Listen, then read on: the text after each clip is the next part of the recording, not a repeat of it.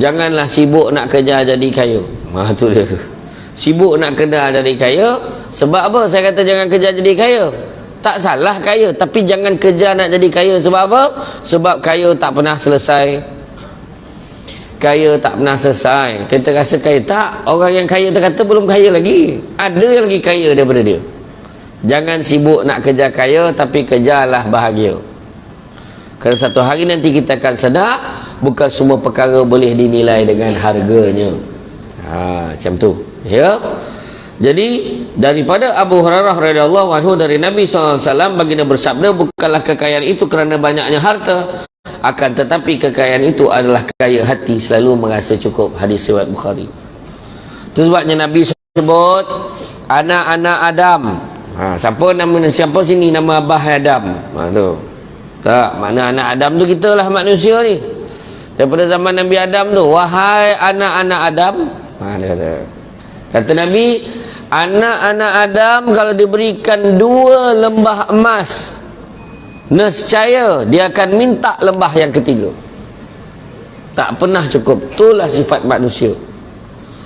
Ada orang tu dia kata, aku dapat duit KWSP ni, besok keluar aku relax, tak payah fikir apa dah. Aku nak rehat dengan bini aku, nak pergi berjalan, aku nak pergi melancong, naik kapal terbang, aku nak berehat, pergi shopping, bawa bini aku relax. Tak sampai 3 minggu daripada dia dapat duit KWSP tu, tiba-tiba dia dah pegang senapang depan bank, jadi pengawal keselamatan. Bukan saya menghina karier tu, tapi dia yang cakap dia tak nak kerja, dia nak relax. Kenapa? Sebab tak cukup. Dapatnya duit tu, anak-anaknya dah minta dulu duit dia. Yang nak kahwin minta dengan dia, nak berniaga minta dengan dia, dia pun minta dengan dia. So saya pesan kepada ibu-ibu, ayah-ayah, mana yang nak dah sampai masa nak keluar duit KWSP, tak usah nak pening-pening habiskan tu anak. Pandai-pandailah dia nak cari sendiri.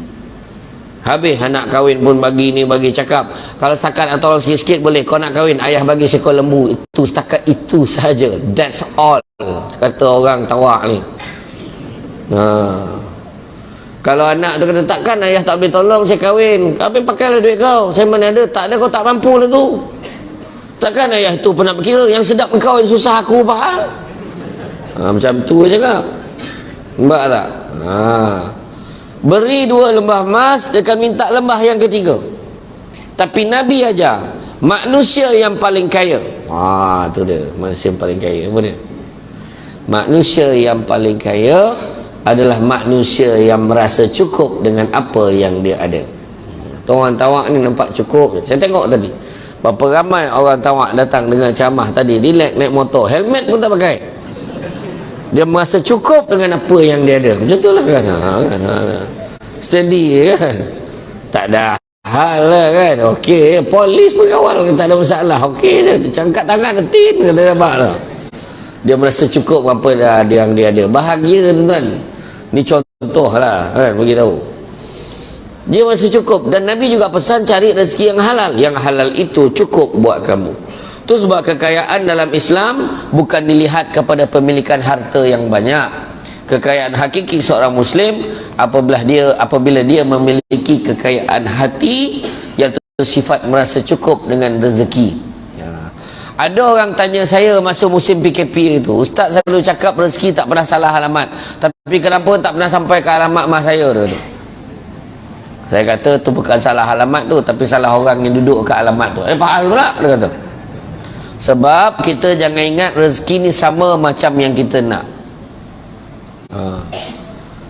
Jangan ingat rezeki sama macam kita nak. Tak. Tapi rezeki ni macam-macam. Dapat tengok Samsul Debat depan-depan pun rezeki. Dapat masuk dekat rumah putih yang macam yang besar gila, macam istana warna putih yang pintu pagar besar tu pun rezeki tu. Tapi sayang sekejap sangat saya dapat masuk ke rumah tu kan. Itulah saja je beritahu. Seronok tengok. Betul, kita macam tu. Kita kena nampak tu, alhamdulillah seronok tengok orang Islam ada rumah macam ni. Macam tu kita cakap. Kan? Ini ada je benda tak elok cakap. Nampak saya naik kereta besar susah, naik kereta kecil susah. Ustaz, kereta kecil mana? Ni marahnya aku. Susah kan? Samsul debat naik azia dulu. Bila datang ceramah naik azia, susah hidup dia. La ilaha illallah. Bukan susah, saya memang suka kata azia tu. Kan? Yang terbaru dah cecah 350,000 kilometer dia. Kan? Bila pergi servis tu, budak produa tu kata, pergi mana Ustaz? Pergi mana? Baru seminggu servis datang balik. Macam tu lah tuan-tuan dan muslimin, kan? Cukup, kita merasa cukup dengan apa yang kita. Rezeki apa lagi? Rezeki malam tadi kan, cuba tengok ni. Rezeki malam tadi terlelap, pagi tadi masih jaga hidup lagi. Tak sempat minta panjang umur malam tadi, pagi tadi hidup lagi. Tu pun rezeki. Dan tak ada siapa pun yang bangun pagi tadi kecewa, kenapa lah aku hidup lagi, tak ada. Tuhan bagi kita. Tuhan bagi rezeki, masih ada isteri. Ada orang tu isterinya dah tak ada, seorang, baju pun apa? Baju pun memang tak sempat gosok. Berkedut-kedut datang ceramah. Sian. Ada orang tu dia ada bini pun sama je dengan orang yang tak ada bini. Memang gosok baju memang tidaklah, dia biarkan je lelaki dia. Contohlah kan. Iya, tak ada rezeki. Ada orang tu siap semua. Ada orang rezeki dia anak, ramai betul anaknya. Kejap-kejap beranak, rajin betul. Assalamualaikum, Waalaikumsalam, beranak kawan tu. Jangan bagi salam, menyaut, beranak lah. Macam tu lah. Kan. 10. Dekat kawasan ni saya dipahamkan memang semua ramai-ramai anaknya. Paling common pun 6 lah macam tu. Ya ke tidak?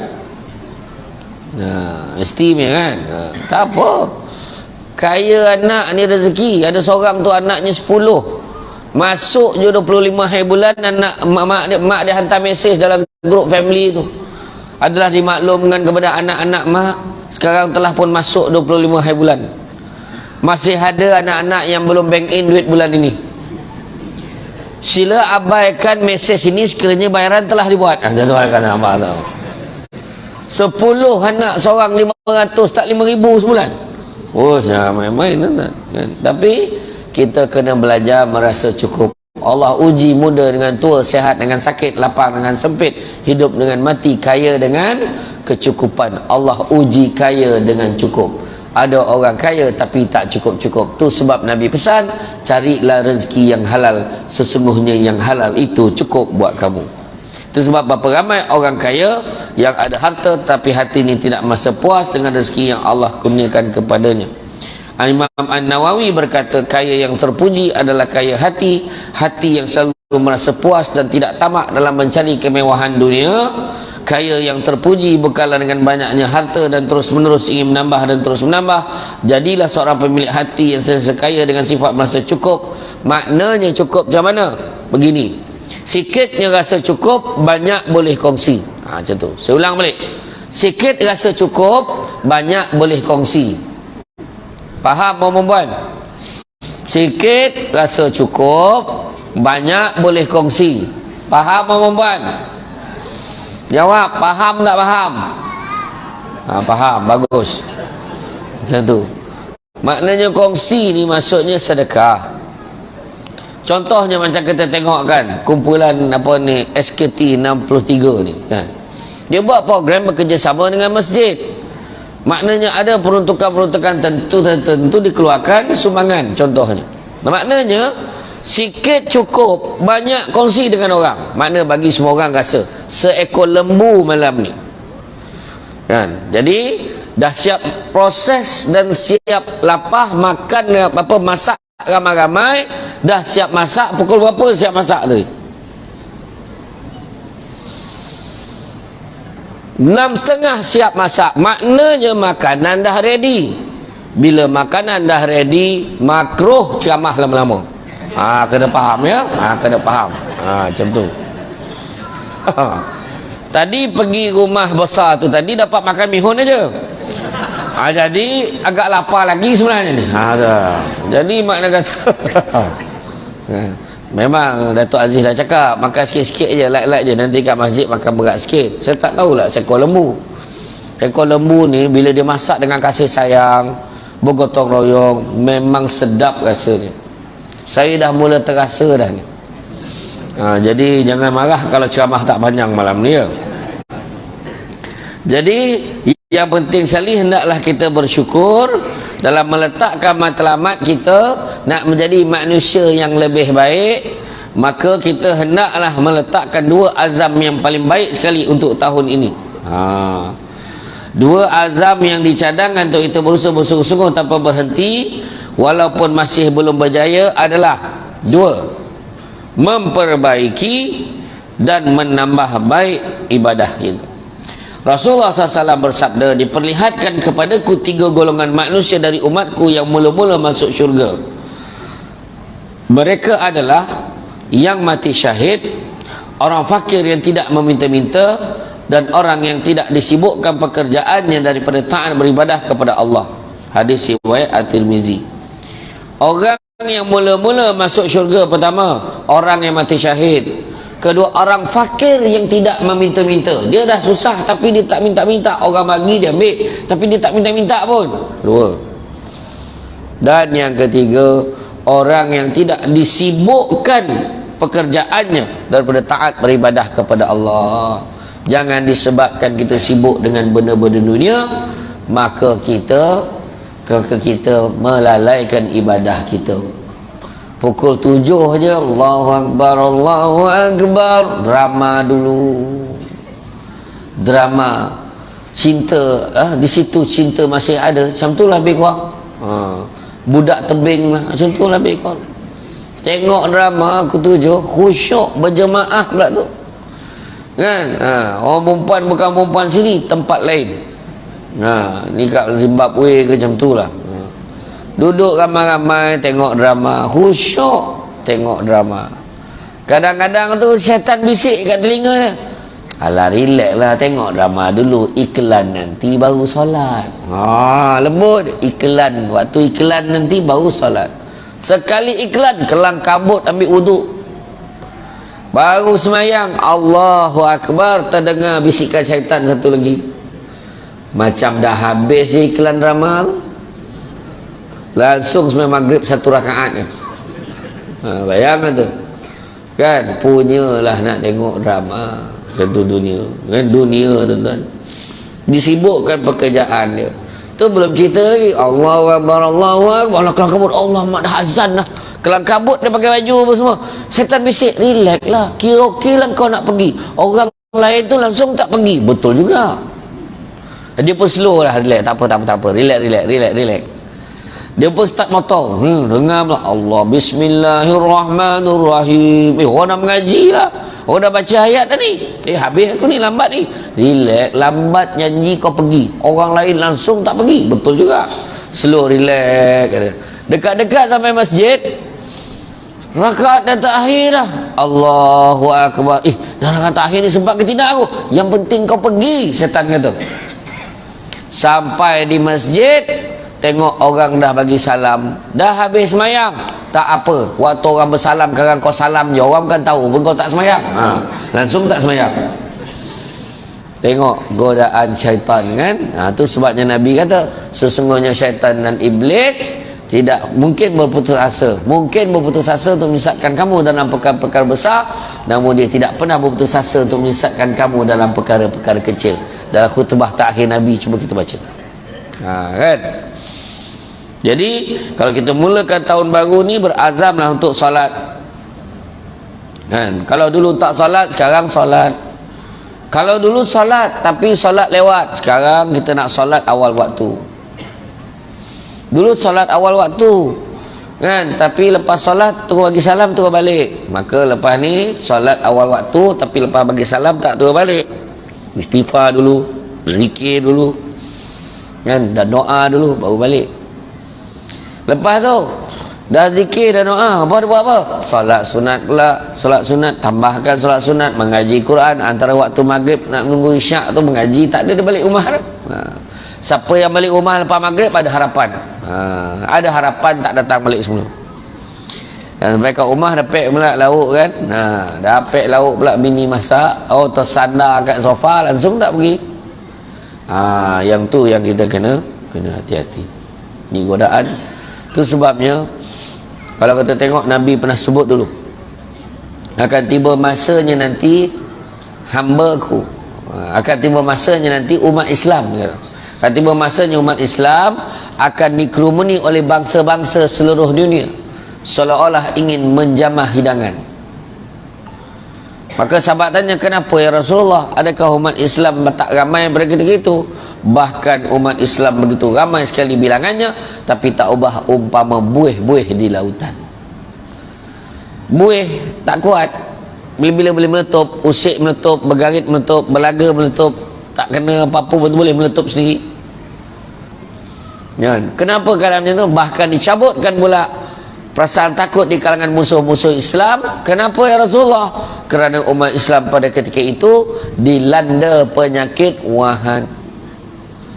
Penyakit wahan ni penyakit apa? Bukan dekat Wuhan, ni wahan. Apa dia? Penyakit wahan ini adalah penyakit cinta dunia dan takut mati. Itulah yang menyebabkan manusia ni, umat Islam, susah nak bersatu padu kadang-kadang. Sebabkan itulah sebab cinta dunia dan takut mati. Dia rasa dia takkan mati-mati. Bila duit banyak takut mati, tak sempat belanja. Bila dah lawa pun takut juga mati, tak sempat menikmati lawanya tu, kan? Contohlah, kan? Jadi makna kata, apa puncanya? Puncanya adalah dua. Pertama hawa nafsu, dan yang keduanya tidak yakin. Hawa nafsu itulah puncanya. Sibuk nak buat benda lain, tak semayang, hawa nafsu. Digoda-goda untuk buat benda lain, langsung tak buat, hawa nafsu. Tu sebabnya kadang-kadang orang lelaki nak pergi semayang, kan? Pergi mana Abang Haji? Pergi semayang. Abang kata nak makan sama malam ni. Tak ya pula lah. Tak jadi pergi masjid, buka baju Melayu balik, sebab nak makan dengan isteri, hawa nafsu. Ada anak kata, abah ni cepat sangat nak pergi, abah nak pergi mana? Abah nak pergi masjid. Abah kata nak buat pergi pasar malam. Tak ya pula, tak jadi pergi masjid, pergi pasar malam. Maka hawa nafsu ni nak lawannya dengan apa? Nak lawannya adalah dengan jihad tadi, perjuangan tadi. Abang nak pergi mana? Pergi masjid. Kata nak makan sama malam ni. Alah, bukan lama sangat pun. Abang pergi masjid sekarang, habis pakai semayang kan, abang balik lah, makanlah sesama. Bukan lama pun. Kalau abang nampak imam sabar tu ke depan sekarang, abang ganti dia. Jadi imam sabar. Sabar imam. Allahu Akbar. Itu sabar. Kalau dia ke depan, lambat-lambatlah abang balik, dia kata. Bismillahirrahmanirrahim. Panjang betul. Jadi kalau abang nampak imam sabar ke depan, abang yang ke depan, abang ganti imam tu. Jangan risau, cepat abang balik hari ni. Anak-anak tegur, abah nak pergi mana abah? Kata nak pergi pasar malam. Kau jangan risau, pasar malam tu takkan tutup selagi abah kau tak sampai. Kau tunggu abah balik. Ya, nampak perjuangan. Yang kedua, tak yakin. Sebab apa? Tak ada ilmu. Jadi dia tak tahu kelebihan-kelebihan tu. Kenapa kena semayang jemaah? Kenapa dia kena semayang ramai-ramai? Ya, kenapa? Apa kelebihan ibadah ni? Apa kelebihan ibadah tu? Kalau orang tak ada ilmu, dia tak nampak benda tu mustahak dan penting. Macam malam ni kan, ramai datang, alhamdulillah, semua ikhlas lillahi ta'ala ni. Mana ada yang datang sebab nak ambil gambar? Tak ada. Mana ada? Cuma tengok kan, sampai ke sudah tak ada siapa ajak saya ambil gambar. Boleh ke? Kadang-kadang orang perempuan tu, saya tengok ada perempuan makcik-makcik tu ambil gambar, boleh Ustaz? Boleh. Daripada dalam telekung tu, sini ya, mini love kalau orang tua ni. Woi, syat betul orang tua. Sekarang ni zaman media sosial, Samsul lain yang kahwin, aku yang kena marah. Aku tak tahu besar. Iya, ni saya tunjuk ni. Saya bukan bohong lah ni, saya tunjuk. Nak tunjuk biar Datuk pun nampak. Bayangkan gambar saya ceramah tu, nampak tu? Gambar saya ceramah ni, dia screen capture gambar tu, dia masuk dalam status. Dulu minat sangat dengan beliau ni, tapi sejak ada kes dengan Ira, terus boykot ceramah beliau. Apa hal? Orang lain yang buat aku yang kena ni. Ni satu lagi gambar saya kat Mekah, kat Madinah. Dekat Mekah. Ni ha. Perangai orang jantan, duk camah hari-hari pasal kahwin, lalah dia yang kahwin, tak guna punya jantan. Tuan-tuan fikir. Bukan saya je, Abang Samsul Rau-Rau pun kena. Tu yang masa sebut kat rumah tu tadi, dia cakap betul tu. Ha, banyak mesej-mesej puas menjelaskan. Bukan aku. Kau cuba tengok belik nama tu. Itu yang Samsul Rau-Rau letak 3 muka tu. Samsul Yusof, Samsul Rau-Rau, Samsul Debat. Tengok mana satu, cakap dia. Allahu Akbar. Dia orang ni betul lah. Lepas tu kadang tu satu part, satu hal lagi yang kita balun-balun sangat ni, kenapa kita tak tahu ujung pangkal, diam-diam je lah. Jangan tiba-tiba kita jadi orang yang tahu semua benda. Jangan, kadang kita gemar ni buat judgement, buat hukum, jatuh hukum. Ni mesti macam ni, ni mesti macam ni, ni mesti macam ni, ni mesti macam ni. Janganlah. Kan? Nasib baiklah orang rumah tak percaya. Kalau tak tu tadi dia cakap tadi, mau sampai Kedah, sampai Penang, pusing balik, tak sampai Negeri Sembilan. Kan? Alhamdulillah. Tuan-tuan dan puan sekalian. Kan? Jadi itulah dia. Kita ni kalau nak mencapai kesempurnaan ibadah kan, kita secara target nak improve ibadah kita, memperbaiki ibadah, menambah amalan dan memperbaiki ibadah kita. Itu sebab nak mencapai kesempurnaan ibadah ni ada 4 ciri. Mencapai kesempurnaan ibadah 4 ciri. Yang pertamanya mestilah dengan ilmu. Tak mau dia main ikut-ikut dia, mesti belajar. Mesti belajar. Macam mana kayak takbir, macam mana bacaan, kan?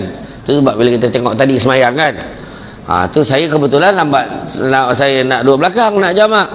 Tengok tadi berapa ramai orang yang beratur kat tengah, sedangkan tepi sana tak penuh lagi. Itu kita suruh tadi, penuhkan.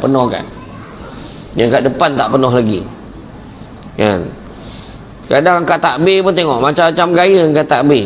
Ada yang macam ni, dia macam ni, ada yang tarik, ada yang bawa ke belakang dulu, ke depan baru sampai, ada macam tu. Ada yang Allah bersilang pula, dah macam bersilat, aku tak tahu faham. Macam-macam cara, kan? Tu sebab kena belajar. Kawan tu pula cakap, kalau ayah aku belajar dulu kat takbir ni berjari ni kena kat telinga baru dia jadi. Oh ya ke? Kawan tu masa perang, cuping telinga pun tak ada. Macam mana? Kan? Kena belajar betul-betul. Bacaan macam mana? Cuba tengok. Kan? Ghairil maghdubi alaihim waladdallin. Cuba tengok amin. Sepanjang berlumba amin. Amin. Tengok siapa lagi panjang. Betul ke tak betul? Tak betul. Kan? Semua ada tajwid dia tu. Harakat dia berapa banyak. Kan? Tengok macam mana. Macam-macam cara tu kan. Tu yang belum cerita tu, yang semayang tu, masa dia angkat takbir tu, yang dia belajar, sahaja aku solat maghrib, dia Allah dalam hati tu, sahaja aku solat maghrib. Macam ni hamba gagah tak sampai lagi. Solat maghrib 3 rakaat mengikut imam. Allah, lupa pula lillahi ta'ala, balik semula. Allah orang sebelah tu pekerja pula orang ni. Nampak tak? Ya, jam-jam kena belajar. Lepas tu dah lah tak ada ilmu, kan? Sibuk nak duduk belakang imam. Betul lah saf pertama tu banyak pahala duduk belakang imam. Sekali imam lupa pula, imam terlupa malam tu. Jangan main-main duduk belakang, besar tanggungjawab, kena tolong imam tu. Imam pula mana ada baca ayat setakat inna atau inna, tak ada. Imam baca ayat panjang pula. Khatamallahu ala qulubihim. Sudah berhenti pula orang tua macam tu. Khatamallah.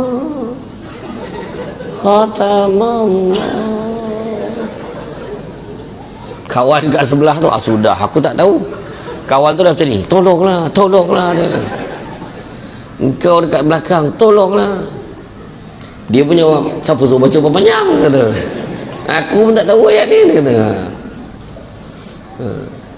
Ataupun imam tiba-tiba didatangi angin yang tidak diundang, imam terkentut. Jadi bila imam memfarakah, apa jadi?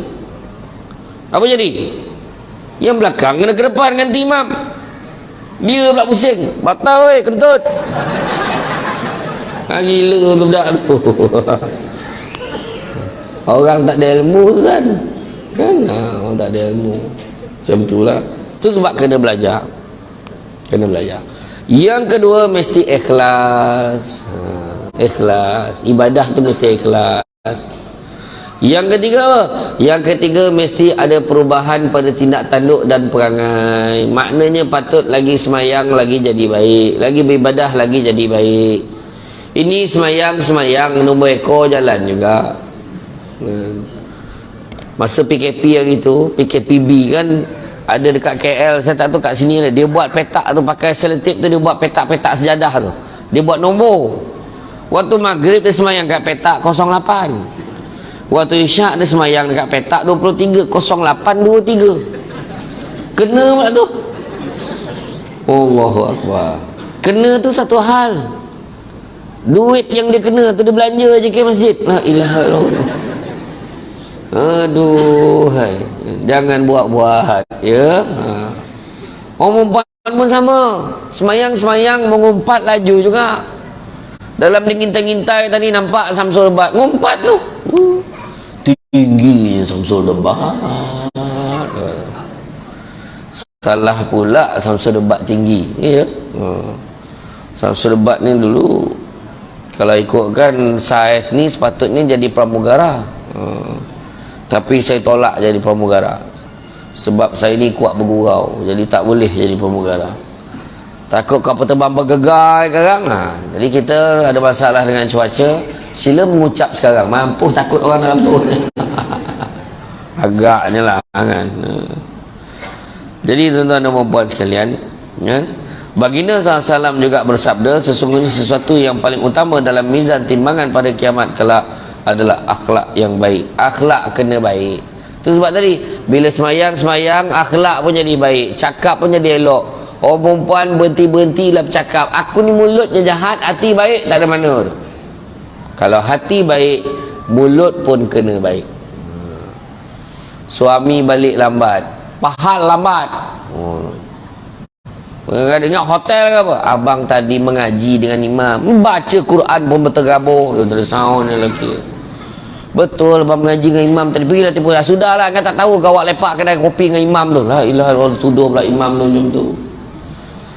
Betul, abang semayang, abang mengaji je tadi. Sudahlah. Besok tu imam tanya, malam ni nak ngaji lagi tak? Tak jadi dah, imam. Malam tadi dah kena sound. Malam tu lepas maghrib tu balik. Bagi salam, Assalamualaikum warahmatullahi wabarakatuh, tu balik. Sampai rumah bini sound lagi. Awal balik hari ni, tak semayang ke? La ilaha, tak semayang pula tu. Balik lambat salah, balik awal salah. Awal lelaki saya ajar, kalau balik rumah, kalau bini tegur, awal lagi ni, start motor keluar balik. Ke mana tu bang? Awal lagi kita keluar balik. Biar dia rasa tu. Kan? Jangan macam tu. Cakap yang baik-baik. Orang perempuan jangan. Orang perempuan kena faham yang menurut kajian antara lelaki dengan perempuan, lelaki mati dulu. Di Malaysia ni kajian orang lelaki mati dulu. Jadi orang perempuan jangan garang-garang sangat dengan orang lelaki. Faham tak? Faham ke tidak? Apa yang suami nak tu setuju je. Faham? Faham ke tidak? Faham tak? Tak, dia ada beza faham dengan setuju. Sebenarnya faham ke tidak? Faham. Setuju tak? Tak, itu masalah tu. Saya dah cuba dah, tak boleh. Cuba dah kan. Jadi dia buat macam mana kan? Itu dia. Saya ceramah dekat pusat aktiviti warga emas di Jempol, Negeri Sembilan. Saya pergi masuk dalam dewan tu, tengok semua perempuan. Saya pun tanya lah, lelaki tak ada ke menyaut makcik seorang? Yang lelaki habis mati dah, kata dia. Saya punya gelak 5 minit berair mata saya tergelak, menyaut makcik tu. Lelaki habis mati dah, kata. Tinggal perempuan. Buat macam mana tu sebab orang perempuan baik-baik. Kalau lelaki ni layan je elok. Dia nak makan apa? Masak. Dia nak minum apa? Bancuh. Dia nak suruh sign. Tak, dia nak transfer tanah kat kita. Cuba sangka baik, dia buruk aja fikir. Aduh, hai. Tu sebab saya selalu pesan. Dalam bab-bab poligami orang marah ni kadang. Jangan marahkan hukum, marahkan orangnya tu. Orangnya tu yang tak betul. Yang tak adil tu orang. Hukum kata boleh kalau mampu, kan? Betul tak perempuan? Ngeling lagi. Ini cakap susah betul lah. Yang salah tu orangnya, betul tak? Betul kata tak?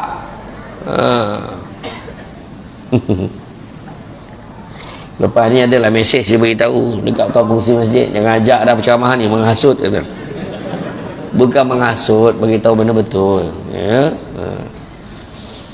Jadi itu yang ketiga, ada perubahan pada tindak tanduk dan perangai. Kalau kita masih lagi buat kemungkaran, masih buat maksiat, masih buat dosa dengan sengaja, dengan sedar, maka ada masalah dengan ibadah kita. Dan yang keempat, mestilah dimulakan dengan niat. Niat mestilah niat yang baik, niat yang betul. Kadang-kadang, kenapa kau datang semayang hari ni? Sebab hari ni Datuk Aziz datang. Takkan aku tak datang, sebab tu dia datang. Contoh, kan? Ada orang tu semayang subuh rajin ni, kenapa tu? Mak mentua dekat rumah. Allahumma hdina fiman hadait, daripada dalam bilik terdengar macam kunut, kuat kunut ni. Wahal baring je tu. Bayangkan tu, orang asam macam tu, kan? Contohlah, niat itu kena betul, kan? Memang betul dalam apa juga yang kita nak buat, tentu ada dugaan dan cabaran, maka kenalah sabar. Macam SKT 63 ni kan, nak buat daripada dulu, nak maintain kan SKT 63 tu bukan senang, melainkan ada orang yang kuat dekat dalam tu nak terus pertahankan. Kadang-kadang ada orang cakap tak payahlah buat, leceh je. Tak, sebenarnya yang besar di sebalik tu adalah penyatuan silaturahim tu, persaudaraan tu, dapat jumpa balik kawan-kawan lama, kan, dapat balik berkumpul, kan. Itu sebenarnya, kan? Kadang orang pandang ringan benda buat silaturahim. Itu sebabnya hidup kita ni nak selamat dunia akhirat, 5 perkara kena ada. 5 perkara kena ada. Yang pertama, sabar. Sabar kena ada. Mulai tahun ni, di sini kita bermulalah dengan sabar. Sabar banyak-banyak. Kadang-kadang tak dapat ada sabar dah, walaupun nama dia Sabarudin. Nama isteri dia Sabariah, nama anak dia Sabrina, Sabran, Sabri, Sabir. Iya, kena sabar. Sabar ni pula ada 3. Pertama, sabar untuk mengikuti perintah Allah. Kalau tak sabar, maka ditinggalkan perintah Allah. Tengah kita daripada sini nak bergerak pergi ke KL. Dalam perjalanan terdengar azan Zuhur. Bang, dah Zuhur lah bang, jom kita berhenti solat. Nantilah, sampai sana kan pandai-pandai lah kita cari. Tak sabar. Tapi kalau okey berhenti, tak lambat ke bang? Tak apa, kita berhenti solat sekejap, tak apa. Lambat sikit pun tak apa. Mana dia sabar untuk taat perintah Allah. Yang kedua, sabar meninggalkan larangan Allah. Kena sabar juga. Ada orang mengumpat, ada orang mengeji, ada orang menghina, mengata macam-macam. Jadi janganlah kita sama naik dengan dia. Aku dengar-dengar kan, kau dengar apa? Aku dengar Datuk Aziz tu, kenapa?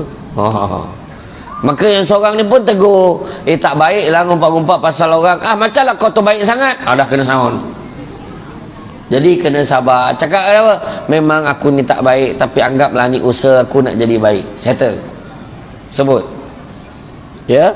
Yang pertama, sabar untuk taat perintah Allah. Kedua, sabar meninggalkan larangan Allah. Dan yang ketiga, sabar dengan ujian dan dugaan. Saya kata tadi, tanam tabu di topi rumah, cabut ubi sampai ke akar. Kalau hidup membaca hikmah, selaut garam terasa tawar. Cantik dipandang bulan mengambang torang diawan. Kalau dah hidup namanya orang, takkan lari daripada ujian dan dugaan. Tentu ada ujian. Nak buat hari ni, tiba-tiba lembu terlepeh pula, contoh. Nak masak lembu, tengok saiz dia macam, contohlah macam-macam ujian. Tapi semuanya boleh diatasi, kerana orang yang bijak akan nampak jalan pada setiap masalah, bukan nampak masalah pada setiap jalan. Tapi ujian tu, sebab Allah Ta'ala dah beritahu dalam Quran, la yukallifullahu nafsan illa wus'aha. Allah tak akan timpakan sesuatu melainkan sesuai dengan kemampuan kita. Itu dia. Cuba tengok ayah anda bonda yang dah lama ni hidup atas dunia ni. Bayangan masa muda-muda dulu, Masa mula-mula membentuk keluarga, rasa macam tak boleh hidup dah anak-anak aku ni. Macam manalah nak bela dia orang ni. Tiba-tiba masing-masing dah besar, masing-masing dah ada kehidupan masing-masing. Makna betul lah yang Allah bagi ujian sebelum ni sejajar dengan kemampuan kita. Itu pertama. Yang kedua, selain pada sabar, yang kena ada kalau nak selamat dunia akhirat, kena ada apa yang disebut sebagai syukur. Syukurlah dengan apa yang kita ada. Kenapa manusia tak bersyukur? Ada 3 sebab manusia tak bersyukur. Pertama, sibuk tengok apa yang orang ada sampai terlupa apa yang dia ada. Kedua, sibuk tengok kelebihan orang lain, lupa tengok orang lagi susah pada dia, menyebabkan dia tak syukur. Dan ketiga, sibuk menyebut apa yang dia ada hari ini adalah hasil usaha dia. Sebenarnya apa yang dia ada, dia kena sedar Allah izinkan dia ada, baru dia ada. Belajarlah bersyukur. Itu kedua. Yang ketiga, bertawakallah kepada Allah Subhanahu Wa Taala, serahlah pada Allah untuk berikan yang terbaik kepada kita. Yang keempat, redha. Apa juga yang berlaku, terima dengan lapang dada. Tak lapangkan dada, salamatus sadri ni macam mana cara? Ibarat macam kita ambil secawan air, kemudian dalam air itu kita letak sesudu garam. Saya nak tanya, kalau minum masin ke tak masin? Masin. Kalau kita tukar daripada secawan air jadi sebaldi air, kita letakkan sesudu garam, adakah dia semasin kita minum air kosong di dalam cawan tadi? Tak sama. Sebab kita melapangkan hati kita, melapangkan dada kita dengan apa juga Allah berikan kepada kita. Redha. Dan yang kelima, kalau nak selamat dunia akhirat, apa yang kena ada adalah ikhlas. Contoh saya ceramah malam ni, ikhlas. Ikhlas. Saya pun tak tahu yang ada lembu tadi, baru-baru ni baru tahu.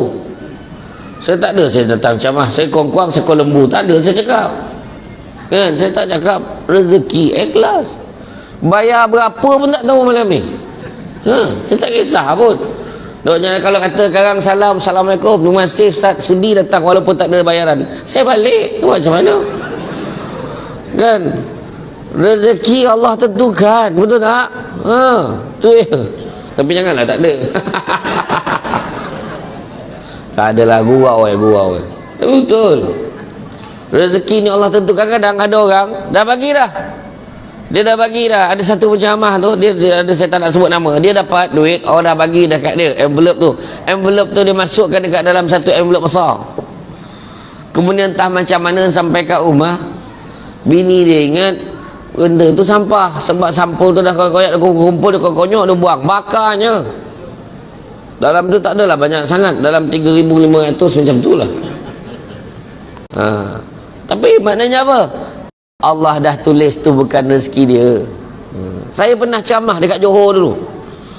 Maaf, dia salam saya, Ustaz ni, berat ni envelope ni. Alhamdulillah Ustaz, rezeki cash, dia kata. Terima kasih banyak. Saya ni jenis tak suka pegang duit dah lama. Saya cepat-cepat masuk dalam bank. Sebab orang perempuan ni boleh bau. Dia macam bau belerang lah. Dia salam cium tangan, dapat duit dia tadi, tahu dia. Jadi saya cepat-cepatlah pergi ke bank. Bila saya masukkan duit tu, masuk. Maksimum. Berapa dia bagi? Sudahnya masuk 2-3 kali masuk, 30,000. Main-main. Satu ceramah 1 jam setengah, 30,000. Penceramah paling mahal dalam Malaysia. Berapa loh fungsi masjid ni? Dengar 30,000 itu. Dia dah mula pandang Datuk Aziz. Tolong tu. Saya masa dapat tu, biar betul 30,000, wallahi. Tak bohong.